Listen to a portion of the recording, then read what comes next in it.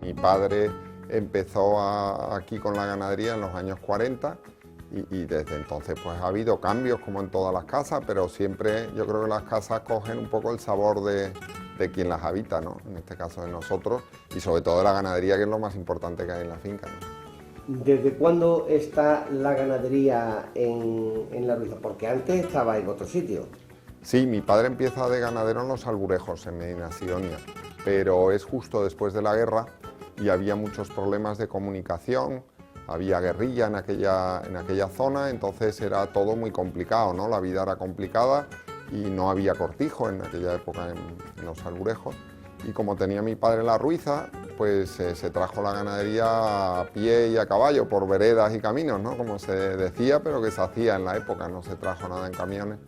Y eso fueron pues finales de los años 40, principios de los 50, que es cuando verdaderamente ya la ganadería viene aquí. Yo tengo libretas de tientas de la época y en el año 50 se tentaba en Los Alburejos y en La Ruiza, en ambos sitios. A partir de entonces se empieza a vivir dentro del caserío de La Ruiza, donde estamos ahora mismo. Sí, sí, claro, además esa época es muy bonita, es una época muy romántica y los toreros, como debería de ser ahora, vivían en el campo, claro.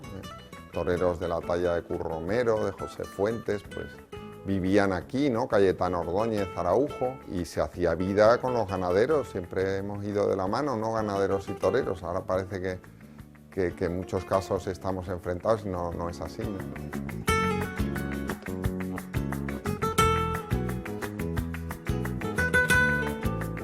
Estamos viendo toros importantes. ¿Qué historia tienen estos toros? Aquí en el salón donde estamos la historia es muy reciente porque es la historia mía como ganadero, ¿no? Por ejemplo, este toro es aguardentero y este se lidió el año 2009. Fue una corrida concurso en Arles muy emotiva por dos toros y uno de ellos de Alfonso Guardiola, que en paz descanse, y otro aguardentero.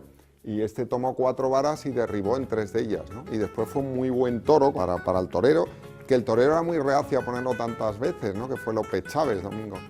Pero claro, se quedó. Y ese toro que está detrás, pues ese es farolero y ese fue el ganador de la corrida concurso el año 2008 en Zaragoza, ¿no? O este toro, que es castañero y que fue un toro que se lidió en Vic Fezensac en Francia y al que le cortó en cabo una oreja y fue un gran toro el año 2000.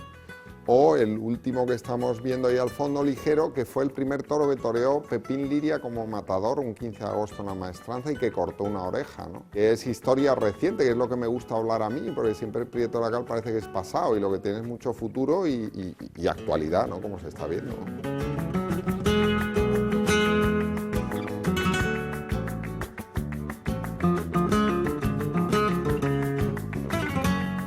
Esto reúne toda la historia de la familia, ¿no? Entonces hay cosas de Valladolid, mi padre era de Valladolid, y después hay una parte de la familia que es militar, ¿no? Entonces esa parte militar pues también está aquí está todo rebujado. Lo que prima es la ganadería, que es lo que siempre hemos sido, ¿no?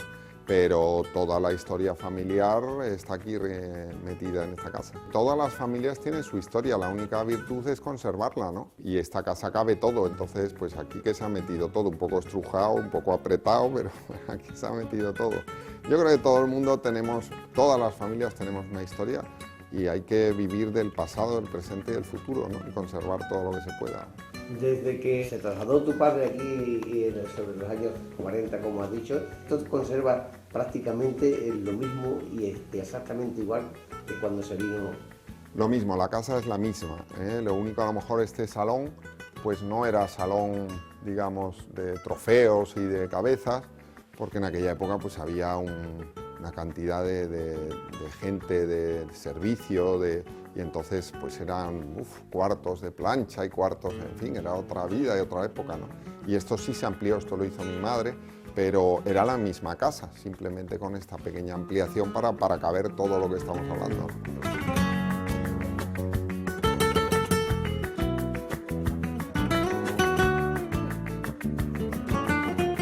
¿Quién era más aficionado, tu madre o tu padre? Mi madre es muy aficionada ahora, en la época de mi padre ella pues era una persona que no vivía tanto el toro, ¿no? Lo que pasa que al morir mi padre pues le tocó vivir y conservar la ganadería y después cedérmela a mí y ahora vivimos por y para el toro, ¿no? Mi padre era muy aficionado también, de hecho él era abogado, pero compró esta ganadería porque pensaba que si no todo lo de Bragua se iba a ir al matadero, como así hubiera ocurrido, ¿no? Son como milagros que ocurren en la vida para que una historia no se acabe, ¿no?